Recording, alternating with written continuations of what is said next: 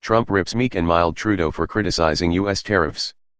President Trump criticized Canadian Prime Minister Justin Trudeau on Saturday for acting meek and mild during their meetings at the weekend's Group of Seven, G7, summit, accusing the Prime Minister of changing his tone after Trump departed the summit for Singapore. PM Justin Trudeau of Canada acted so meek and mild during our at G7 meetings only to give a news conference after I left saying that, U.S. tariffs were kind of insulting and he will not be pushed around, Trump tweeted.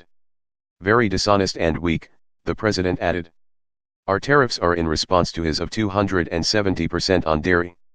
The Prime Minister's office issued a response shortly after, stating that Trudeau has been consistent with Trump. The Prime Minister said nothing he hasn't said before, both in public and in private conversations with the president, the Prime Minister's office said in a statement.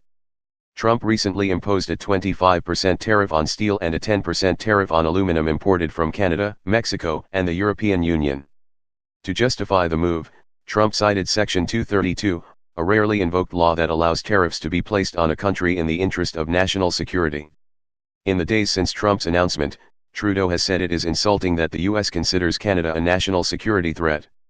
One of the things that I have to admit I'm having a lot of trouble getting around is the idea that this entire thing is coming about because the president and the administration have decided that Canada and Canadian steel and aluminum is a national security threat to the United States, Trudeau told NBC's Meet the Press earlier this month.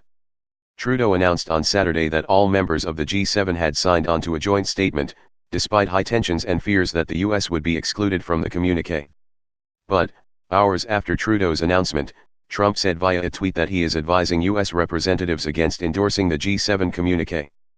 Based on Justin's false statements at his news conference, and the fact that Canada is charging massive tariffs to our U.S. farmers, workers, and companies, I have instructed our U.S. reps not to endorse the communiqué as we look at tariffs on automobiles flooding the U.S. market. Trump said.